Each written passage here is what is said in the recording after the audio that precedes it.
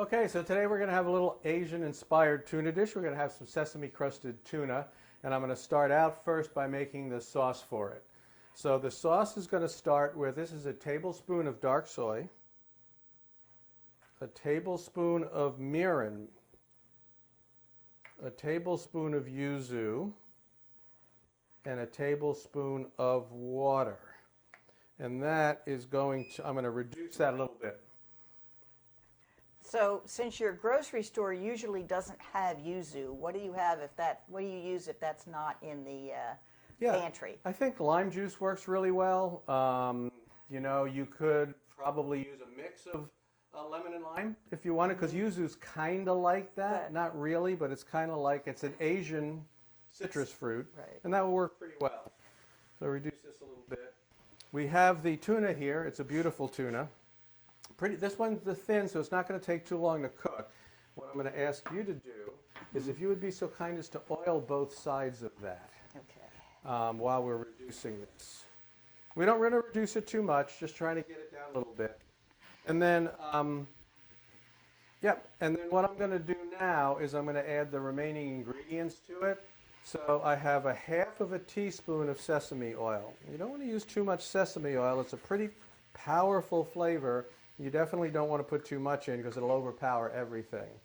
And then you want to have a little bit of brightness in it. So this is some sherry vinegar. It's 2 teaspoons, not sherry vinegar, rice wine vinegar. Okay, and I'm going to keep simmering this, keep down. And then the other thing I wanted to do is I was kind of trying to figure out how to add a little heat to it in an Asian way and also have something to thicken it up a little bit. So what I ended up coming up with is we had these wasabi peas, which are a wonderful snack. You just pop them and drink a lot of beer. But what I did is I pulverized them. I just put them in a mortar and pestle, and I pulverized them into a powder. And it's wasabi. Will give it a nice little heat, and the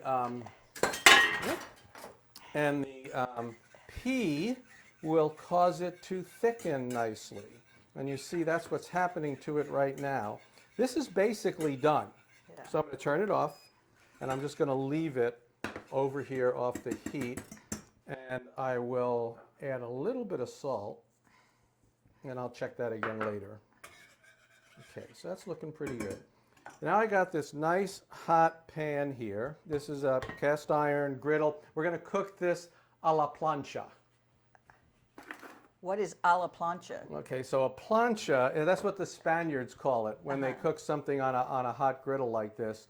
It's called a plancha, and that's what they use on it. So what I'm going to do here is I'm going to salt these nicely. So you oiled the tuna, and you're not going to oil the Actually, we're going to spray the pan. Oh, we're going to spray the pan. Yeah, see? So, but you're right, I did oil the tuna, and we're going to do a little bit of black pepper on that. Now we'll flip it over, and we'll do it again. Hit it with some salt. Hit it with some black pepper.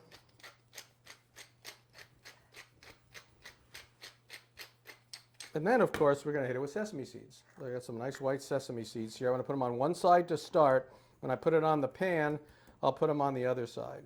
So I'm just going to push those down on there like that. They get into the oil. That'll help hold them against the tuna. So let's see how we're doing with our pan here. I'm going to spray that.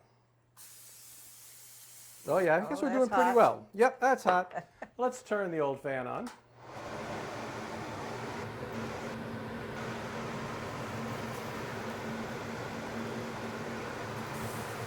Put that down. I don't want to touch it once it's down there.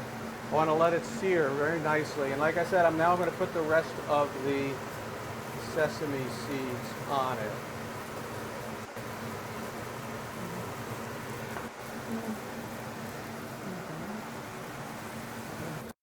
And I'll rinse my hands off.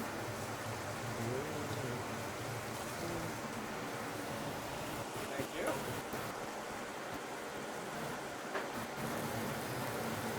Right, what I'm trying to do here now, I want this still to be rare.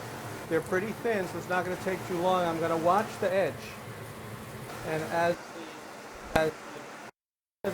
see to cook on starts to move up a little bit into the piece of tuna. Because it's thin, I don't have to wait too long.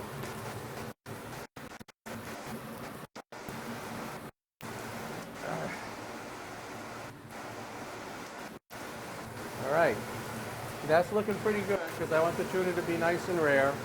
I have got, it comes right off, and you see I'm getting nice browning on the sesame seeds. Get this out of the way here.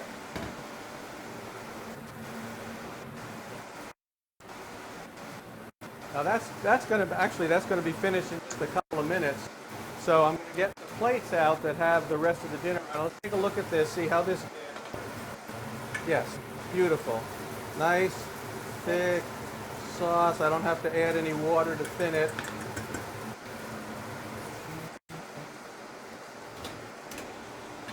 Oh, here, some Asian seasoned carrots, some rice.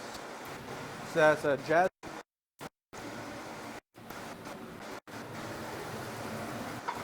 Here. All right.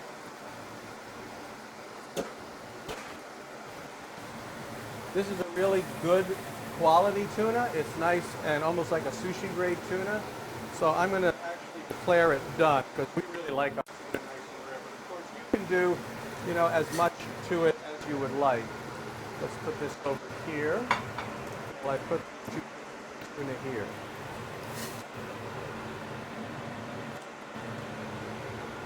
And we'll turn the fan off, and I will slice this up and plate it. So you see, you know, because they're thin, I didn't want to cook them too much. If I had a nice thick one, I would have brought this up, and you wouldn't see any rare on the outside, but the inside still would be. Okay, ready to slice this up.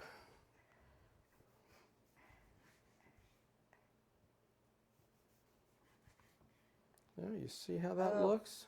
Perfectly rare. Yep, yep. It's cooked on the outside. We have that nice sesame crust on it, like so. Sliced up beautifully. I'm going to put that on your plate here, like that. Just kind of lay it out so that it looks, so you can see how it looks on the inside, and also so that when I put the sauce on it, which I'm going to give one last taste to. Yep, that's fine, doesn't need anything. It's got some heat to it. So we're going to take some of that and we're going to just put it right here on your tuna. Ah, yeah. Nice and thick. Probably should turn this way so you can all see it. Mm-hmm. I'm going to finish the plating by removing the little ring here from the rice. Okay, Donna, why don't you give that a taste while I slice up the other one. Make sure I get some sauce with it.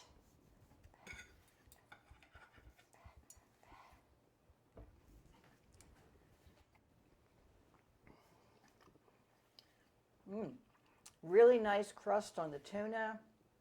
And the sauce is a really nice complement without being overwhelming. Perfect. Are you picking up, you know, I mean, it's a kind of a little bit sweet from the mirin. Mirin is sweetened sake, and it's used a lot in cooking in Japan. Yeah, there's sugar in the dark soy also, so there's another source of Right. sweetness. But then you get the brightness from the yuzu, right? And you get a little bit of heat from there too. Okay. Well, Right. That's it. Very simple. Doesn't take very long to do. I hope you'll give this a try. Thanks for joining us again. We'll see you next time.